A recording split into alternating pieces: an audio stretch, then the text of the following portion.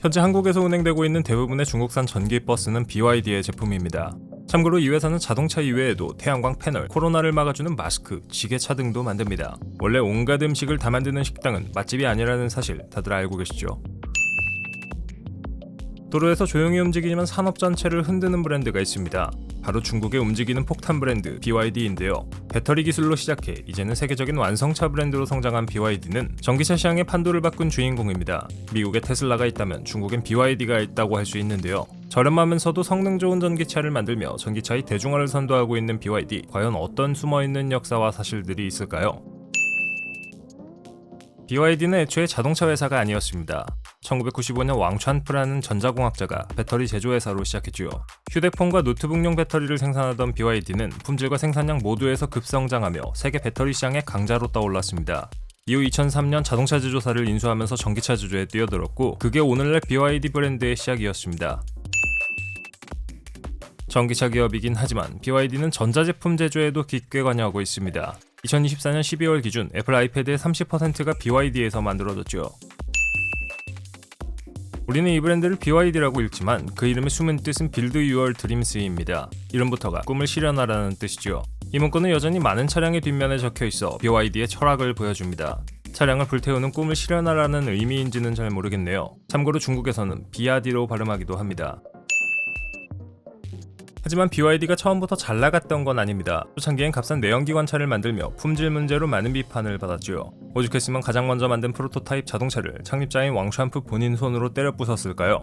하지만 이후 기술 투자에 집중하면서 전기차 배터리 전장 시스템, 그리고 자체 반도체 설계 등에서 급속한 발전을 이루었고, 결국 성공적인 전기차 브랜드로 도약하는 데 성공했습니다. BYD는 테슬라와 달리 배터리부터 차량까지 수직 계열화를 통해 모든 걸 스스로 만드는 전략을 선택했죠.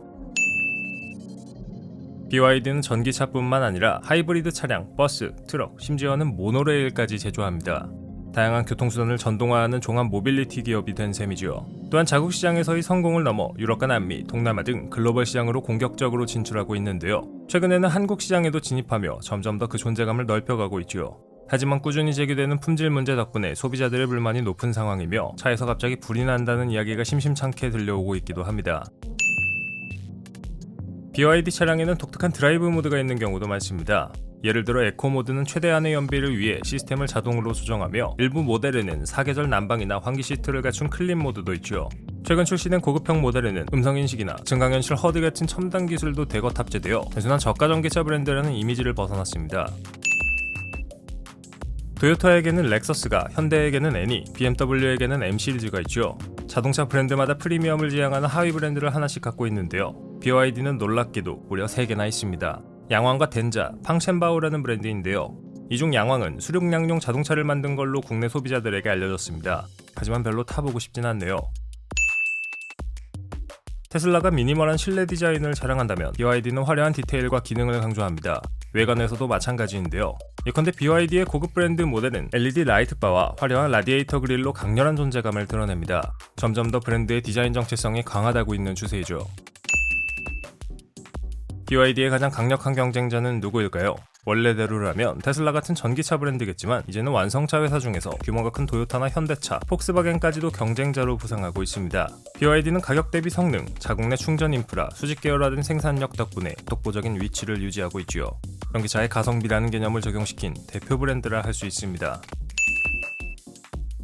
BYD 차량은 실용성과 효율성을 중시하면서도 점차 고급화 전략도 병행하고 있습니다. 특히 자율주행 기능이나 실내 인테리어 품질은 꾸준히 개선 중이며, 프리미엄 전기차 시장에서의 경쟁력도 강화되고 있죠. 이제는 SUV, 세단을 넘어서 픽업 트럭과 수소차까지 영역을 확장하고 있는 BYD. 하지만 최근 들어 머지않아 망할 거라는 뉴스가 심심찮게 들려옵니다. 중국 내 부동산 기업인 헝다처럼 보이지 않는 문제들이 산적해 있어 해결하기 쉽지 않다는 이야기가 들려오죠. 과연 BYD는 이 문제를 해결할 수 있을까요? 지금까지 하는 짓을 봐서는 그냥 망할 것 같네요. 어서 망해서 역사 속으로 사라지기를 기도해봅니다.